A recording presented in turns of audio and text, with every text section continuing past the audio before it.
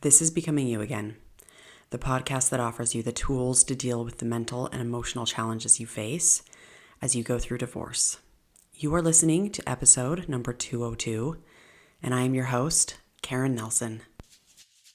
Welcome to Becoming You Again, the podcast to help you with your mental and emotional well-being during and after divorce. This is where you learn to overcome the grief and trauma of your divorce. We're going to do that by reconnecting with yourself, creating lasting emotional resilience, and living a truly independent life so that your life can be even better than when you were married. I'm your host, Karen Nelson. Welcome back to the podcast, my lovely ladies. I am, as always, so glad that you're here. So I have a question for you before I jump into this week's episode. Have you been watching the show Severance on Apple TV? Oh my God. If you haven't been watching it, you need to, immediately go start watching it. Season 2 just came out. My partner and I knew that season 2 was coming out, and so we had decided we were going to rewatch season 1 because it's been pretty long time, like 2 or 3 years in between the seasons. And as I was rewatching it, I was like, I've forgotten how incredible this show is. And yes, I remembered mostly what was going on, but I had forgotten the real premise of this show, which is basically severing a part of your brain that you're completely disconnected from so that you don't feel certain things all of the time. This show is kind of about what that means for the person who's living their life at home in their day-to-day life, and what that means for the other part of you, the severed part, the part that doesn't get to go home. It's really great. And just for me as a coach, to see the parallels of things that we do to try and kind of recreate this type of severing in our own lives in a much less severe way, where we might, turn to checking out with video games or drugs or alcohol or porn or whatever we do, right? To try to not feel certain things, to try to not experience certain things because they might hurt. And so we will just disconnect in other ways. And again, totally not saying that you shouldn't be doing those things. We all do them.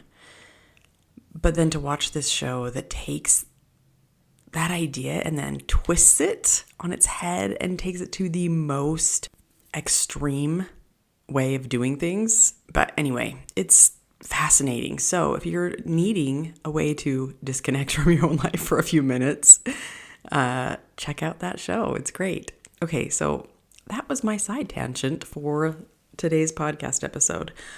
I'm going to just, from here on out, not that I haven't already been doing it, just try to give you a side tangent every episode because that's what I really like to do is the side tangents. Also, it's very early in the morning. Oh, my kitty's outside my door meowing. And I'm recording this podcast, and I have noticed that the older I get, when I wake up in the morning, my voice is a little bit deeper. I don't know. I kind of like it. So I don't know if you can tell, but to me, my voice sounds a little bit different. So just put that out there. Maybe you can tell that I might sound a little like I just woke up 10 minutes ago. And you'd be right, because I did. All right. So today I'm talking about Mel Robbins' latest book. It's called The Let Them Theory, and it came out at the end of 2024. I dove right in because I have really enjoyed most of her other books, and knowing what the premise was, knowing what the idea was behind this book, I was like, I have to read this because I think that this will be a hugely important book for anyone going through a divorce. I think even more than any of Mel's other books have been. And I'm going to talk about, obviously, why that is, but there is something specific with the Let Them theory that can be so useful to you as you go through your divorce. And then, of course, moving on with your life as well. But this is something that is going to help you create more reconnection with yourself when you're building a relationship with yourself, but also it's going to help you in your relationships with other people moving forward. And that is so important, especially when you're going through a divorce, because you're trying to learn to co-parent. You're trying to figure out what kind of solo parent you want to be. You're trying to navigate what your relationships look like with other people now that you're divorced, because people act weird and they don't know what to do. And it's just really important to know how you want to show up moving forward in all relationships that you have with literally everyone. And this book is hugely helpful in that area. So I'm going to talk specifically about what the let them theory is, and I'm going to talk about it. It's not really a spoiler because Mel talks about it literally in the first few pages of the book. But what I really love about Mel Robbins, if you've never read any of her books, is that everything that she teaches, it's not rocket science. It's not like this brand new thing. It's not like she came up with some theory that no one's ever heard of and your mind is blown and you're like, oh my God, my life is forever changed because this new idea was presented to me. No, the let them theory is out there. It's been out there for thousands of years, actually. She presents these different ideas that are basically the let them theory that have been around forever. And that's a great thing. The great thing about Mel is she packages things in a very easy to remember, easy to swallow pill. She makes it very easy for you to implement into your life. She's also really great at backing everything up with science, showing you how this scientifically will help you, what it does to your brain, and backing that all up. But she is so good at the small, tiny package that's so easy to remember. Like her other books, The 5-Second Rule, The High Five Habit, and now, of course, The Let Them Theory. Those are packageable, easy to remember, easy to do if you want to implement them. And that is one of the true benefits of Mel Robbins and having her present this in her book. All right, so basically, the let them theory teaches us to let go of trying to control other people and instead focus on what we actually control, which is ourselves. I teach this in my podcast all the time. I teach this to my clients almost every time we meet together. I mean, probably not every time, but it's something that is a very common theme that I talk about with my clients, and I'm helping them to develop tools to use this in their own lives. So it's this idea of if somebody wants to be a jerk, or if your kid is unhappy on the trip or when they come back to your house, or if the person leaves their shopping cart in between your car and their car, you let them, even though it drives you nuts, even though you don't want your kids to be unhappy when they're with you, even though you think that person shouldn't be a jerk, you let them. Now the question might be why would this be useful to anyone, right? And the answer is because when people don't show up and behave in the way that we think they should, we get upset. We feel anger. We feel sad. We feel let down. We feel disappointed. We feel whatever, right? Any negative emotion, you just slide it in there. But we are the ones who are feeling that. The other people aren't feeling that. We are the ones wasting our energy. We are the ones running around trying to fix things and trying to manage other people's emotions. And we make ourselves crazy trying to get people to behave in the way that we want them to behave or that we would prefer so that we can feel better, so that we don't have to feel negative emotion. But here's the thing, and I want to remind you of this. And I know you know this, but I'm just going to remind you because oftentimes we forget. You have autonomy. You have choice. Autonomy just basically means your own choice, right? You have autonomy to do and be and think and feel whatever you want. But the kicker to that statement is that so does everyone else. the more you try to control all of the people around you and how they think and how they feel and what they do, the worse you feel. The more chaotic you feel. The more out of control you feel. The more helpless you feel. The more confused you feel. The more exhausted you are. Because you're spending all of your time and all of your energy focusing on something that's completely out of your control. And you're forgetting where the real power lies. This is what Mel says in her book. She says that when you can let go of trying to control how other people show up in the world by saying, let them, what happens is you actually gain more control over your own life. You feel freer than ever before. And you no longer have to be weighed down by the need to try to manage other people.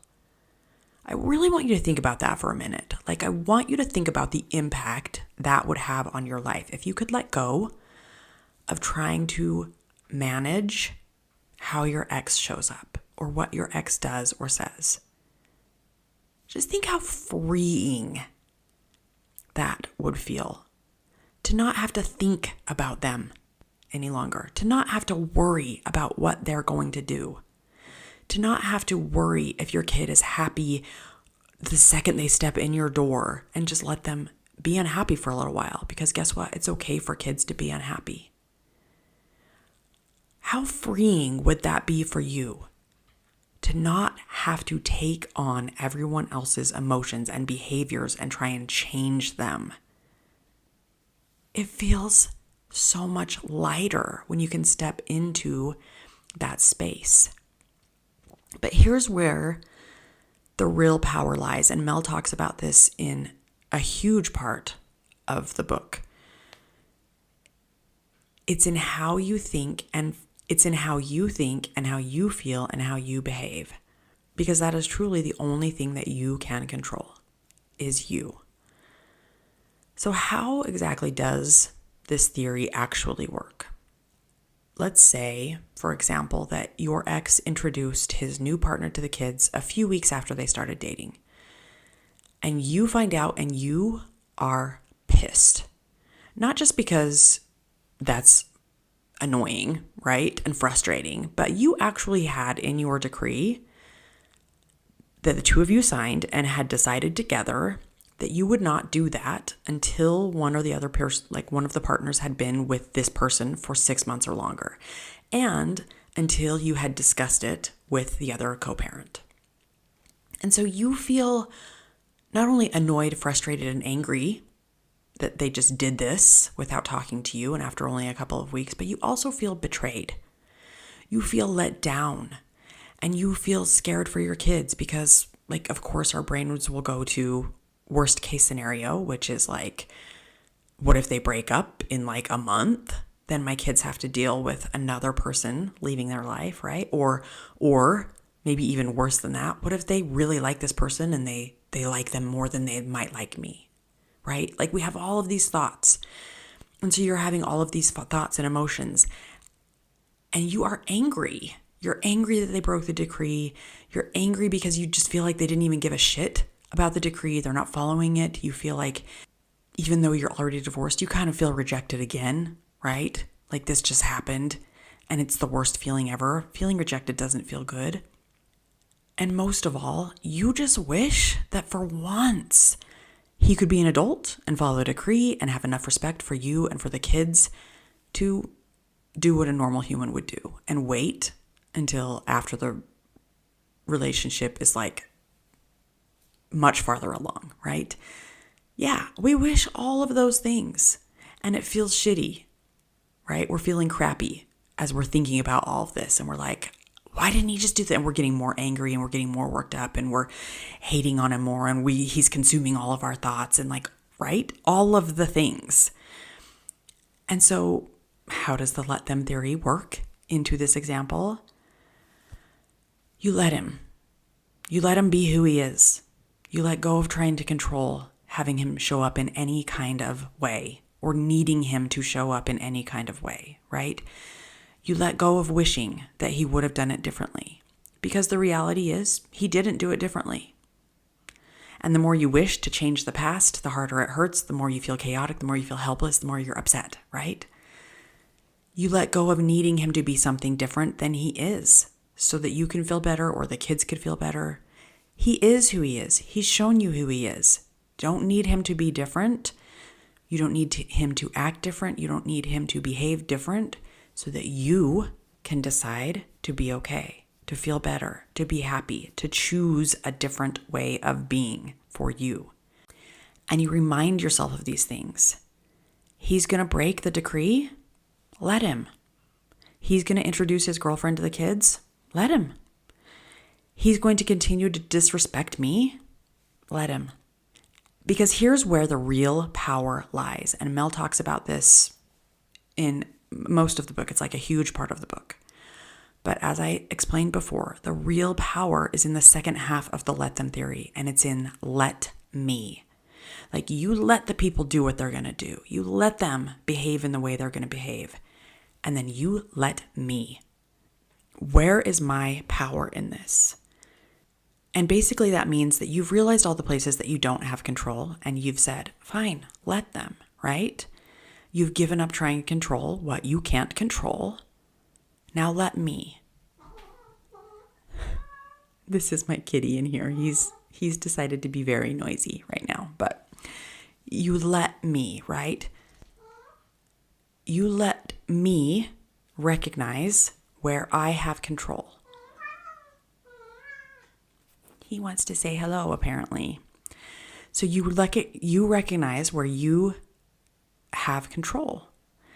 And you take a look at your values, and you take a look at your intentions, and you take a look at your priorities, and you make decisions and show up and behave as that person, as the person you want to be, or the person that you are, that you feel good about in any situation. So let's use this example, right? Let's go back to this example to see what let me might look like. And the really amazing thing about the part of this theory, the let me part, is that it's going to be different for every single person. Because what feels good and right for me and the way that I show up might be something that you would look at and go, I would never do that. This is actually what feels right and good for me. And that's the beauty of the let me part of this theory, is that you dig in and reconnect to who you are and make decisions from that place. That's where your power is, in becoming you, in knowing yourself and acting and behaving and showing up from that space. So this part in my example of what is the let me theory look like, it's going to be different for everyone. So I'm going to give you a couple of ways this could look. It doesn't mean that's the way you would do it or should do it. Only you will know by asking yourself, in any situation, what kind of a person do I want to be in this situation? Who am I? How do I want to show up? What is aligned with my values and my priorities? And how am I going to respond in any given situation? And then go with that.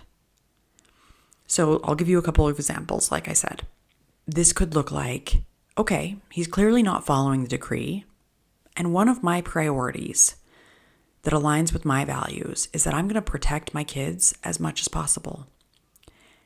And my power in doing that is that I get to decide to go to my lawyer, tell him that he's not following the decree. We're going to reach out to him and see how he wants to respond. And we'll go on from there.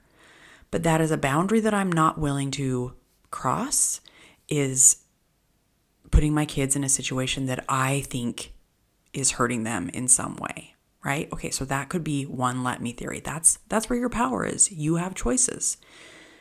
So another way that the let me theory might show up in this example is, okay, he did what he did. I can't change that, but what am I in control of? Okay, well, I'm in control of my emotions and the way I behave around my kids. And so what does that look like when the kids come back to me? How am I going to show up for them? How am I going to support them dealing with this new person in their life? How am I going to treat my ex and this new person? How am I going to talk about them around my kids? I get to decide how to do all of that. I get to decide what kind of energy I want to have when I'm with my kids and we're talking about these things. I get to decide if I'm going to manage my emotions or if I'm going to continue to be upset and angry every time I'm with them. Right? You get to decide. You can create an emotionally safe environment with your kids, and that could be your way of stepping into your power in this example. I'm going to learn to manage my emotions and let my kids feel however they're going to feel about it, and I'm going to support them in whatever way they need. Maybe that's how you show up in your power in this situation, right? Or it could look like, okay, he did what he did, and you know what? I've actually decided maybe this isn't that big of a deal. Maybe this isn't that big of a problem. Maybe I don't need to fuss about this and worry about this and take on this as my responsibility to fix. Maybe it's not. Maybe it's okay for me to just let it go. I can't control him. I can't control what he does, but I can control where my focus goes. And my focus does not need to be on trying to fix this. My focus and my attention in this moment needs to be on creating a better life for me and my kids and what that looks like. That is where my power is. Or it could be something totally different that I didn't even mention that you think in your brain and you're like, oh, this is what I would do in that situation and that feels good to me. That is the let them part of this theory, the most powerful part of this theory. Now, what I've been talking about in this podcast episode, it's just the tip of the iceberg, right? Like there's a lot of wisdom and even more practical application of the let them theory in this book. In my opinion, it's a very powerful tool because it's so easily digestible when you read this book to like implement it into your own life. But it's such a great way of learning to take your power back and live the life that you want. It's going to teach you how to move away from people pleasing, which we should all move away from. It's going to teach you how to move away from trying to make sure everybody's happy. It's going to teach you how to make decisions based on your values, your priorities, and let everything else go. So if you're looking for a way to cut back on your day-to-day stress, to cut back on your overwhelm, to cut back on the chaos, the helplessness, the feeling powerless in your own life, then I highly recommend checking out this book. It's going to do you some big favors if you can start to implement it into your life. All right, my friends, that is what I have for you today. Thank you so much for being here. I'll be back next week. Hi friend, I'm so glad you're here and thanks for listening. I wanted to let you know that if you're wanting more, a way to make deeper, more lasting change, then working one-on-one with me as your coach may be exactly what you need. Together, we'll take everything you're learning in the podcast and implement it in your life with weekly coaching, real life practice, and practical guidance. To learn more about how to work with me one-on-one, go to KarenNelsonCoaching.com. That's www.KarenNelsonCoaching.com. Thanks for listening. If this podcast agreed with you in any way, please take a minute to follow and give me a rating wherever you listen to podcasts. And for more details about how I can help you live an even better life than when you were married, make sure and check out the full show notes by clicking the link in the description.